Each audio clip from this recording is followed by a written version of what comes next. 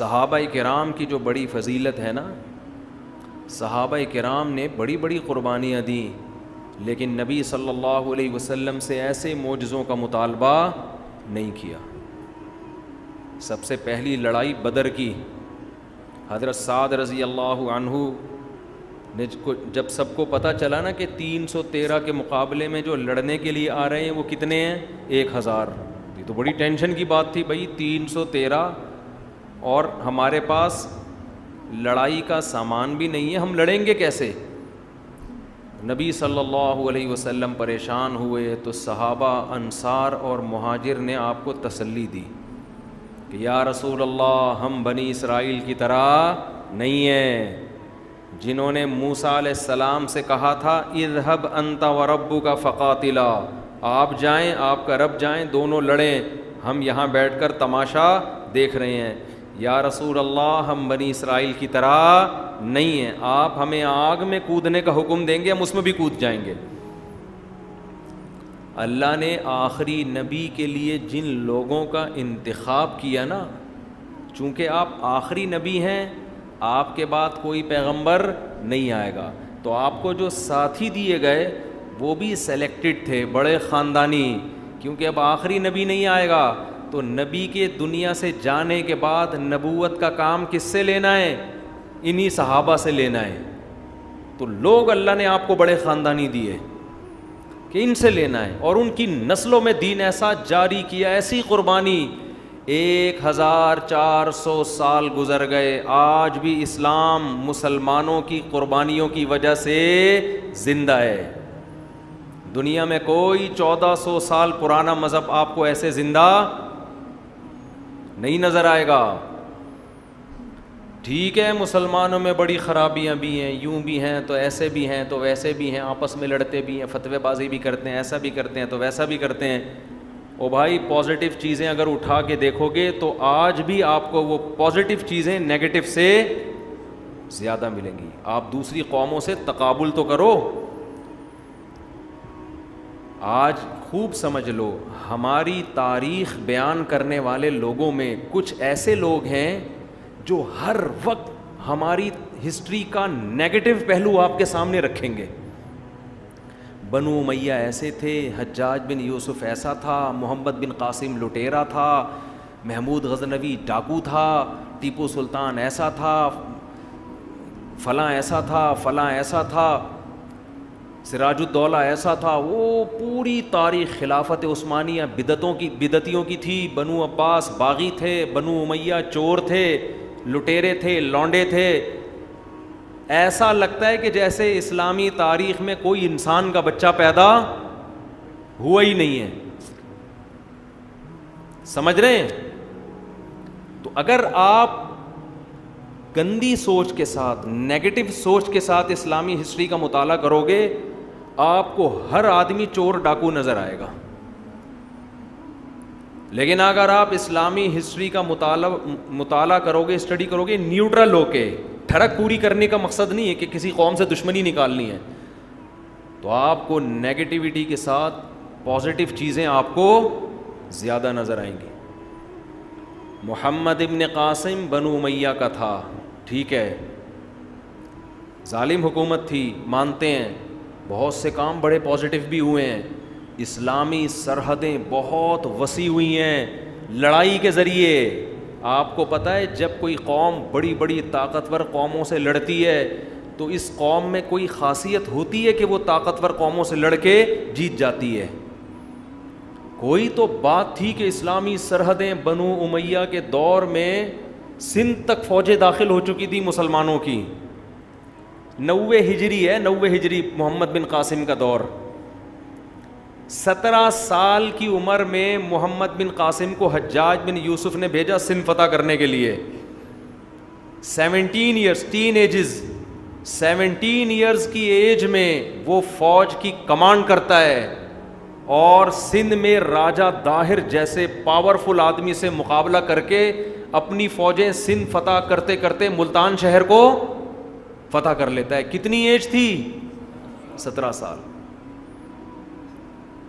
اور ایسی خاندانی حکومت کی ہے محمد بن قاسم نے کہ آپ کو پتہ ہے اسلامی تاریخ، مسلمان چونکہ تصویر سازی کے قائل نہیں تھے، مسلمان تصویریں نہیں بناتے، مسلمان ہیروز کی آپ کو کہیں تصویریں نظر نہیں آئیں گی. صحابہ نے نبی صلی اللہ علیہ وسلم کی تصویریں نہیں بنائیں، ابو بکر کی، حضرت عمر، عثمان، علی، کسی کی نہیں. اسلام میں یہ تصویر سازی کیا ہے؟ حرام. لیکن آپ کو سندھ میں محمد بن قاسم کے پتلے بھی ملیں گے، تصویریں بھی ملیں گی. آپ کا کیا خیال ہے یہ مسلمانوں نے بنائی ہیں؟ بولتے کیوں نہیں؟ یہ ہندوؤں نے بنائی تھی. عقیدت میں ہندوؤں نے محمد بن قاسم کو بھگوان بنا لیا تھا. ایسا عدل کیا محمد بن قاسم نے، ایسی خاندانی شاندار حکومت کی کہ جب وہ واپس جا رہا تھا ہندو بھی رو رہے تھے، بدھسٹ بھی رو رہے تھے، اور جتنے غیر مسلم تھے مسلمانوں کے علاوہ سب رو رہے تھے. اور خلیفہ نے جو اس بادشاہ تھا اس نے ظلم کیا کہ محمد بن قاسم کو اپنی ذاتی دشمنی کی بنیاد پہ شہید کروا دیا اس نے. میں مانتا ہوں غلط بھی ہوا ہے لیکن اچھا بھی بہت ہوا ہے.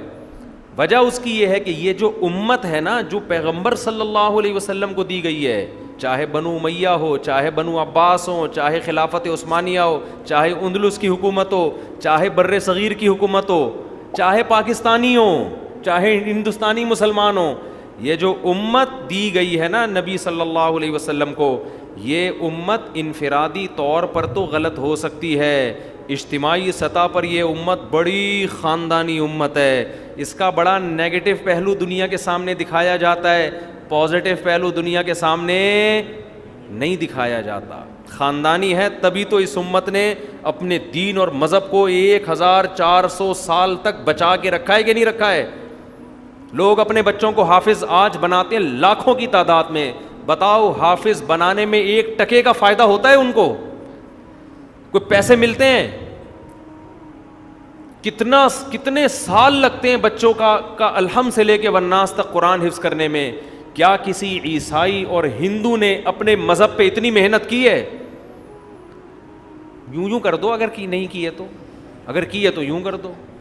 ایسے تو بت بن کے تو نہ بیٹھو نا میرے بھائی. بتاؤ کسی نے کی ہے اتنی محنت؟ کیسا قرآن کو سینے سے لگایا ہے.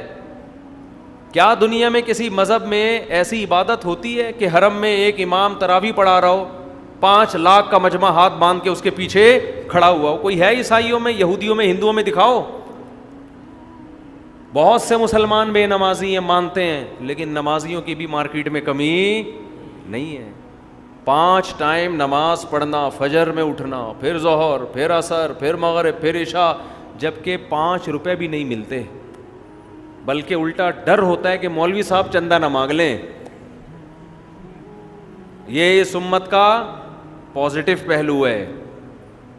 عورتوں کے حقوق پر آج کل دنیا میں بڑی باتیں ہوتی ہیں، ویمن رائٹس. خدا کی قسم لا الہ الا اللہ ممبر پہ بیٹھ کے کہتا ہوں، عورت کو جو حقوق مسلمانوں نے، اسلام نے نہیں، اسلام نے تو دیے ہیں، مسلمان نے جو عورت کو حقوق دیے نا، مسلمان مرد نے، ہندو، سکھ، عیسائی، یہودی اس کا تصور بھی نہیں کر سکتے.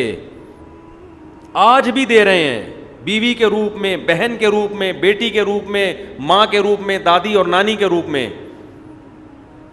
اور اگر مسلمانوں میں کوئی اخلاقی خرابیاں آ بھی رہی ہیں نا تو وہ غیروں کی وجہ سے آ رہی ہیں.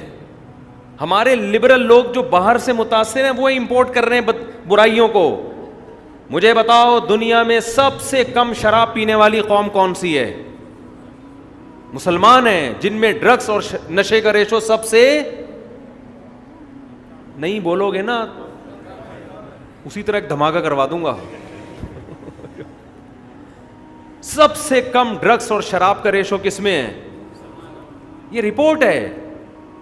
جو میں نے شروع کی تھی بھائی، ہمارا ماضی بڑا شاندار ہے. اگر آپ تاریخ میں صرف منفی چیزیں پڑھنا شروع کر دو گے تو آپ بدگمان ہو جاؤ گے. ہسٹری پڑھو، منفی چیزیں بھی اور پازیٹیو چیزیں بھی، تو آپ کو اسلامی تاریخ میں پازیٹیو چیزیں زیادہ ملیں گی. ہمارے محدثین دیکھو، ہمارے فقہا دیکھو، ہمارے سائنٹسٹ دیکھو، ماضی میں جو کام ہوئے ہیں. ہمارے یہ سلطان محمد فاتح کی تاریخ پڑھو جس نے ترکی استنبول فتح کیا تھا، کیسے فتح کیا ہے. 1000 سال سے عیسائیوں کی ریاست تھی، کتنی بڑی توپ بنائی اس نے ہیں بھائی، اور کیسے اس نے خشکی پہ کشتیاں دوڑائی ہیں. سب سے پہلے بحری بیڑا حضرت معاویہ نے بنایا ہے رضی اللہ تعالی عنہ. سنا دی تھی میری امت کا وہ گروہ جنت میں جائے گا جو سمندر میں لڑے گا, تو یہ حضرت معاویہ رضی اللہ تعالیٰ عنہ کے دور میں ہوا. یہیں سے امیر البحر کا لفظ عربی زبان میں وجود میں آیا, جو انگلش میں جا کے ایڈمرل بنائے.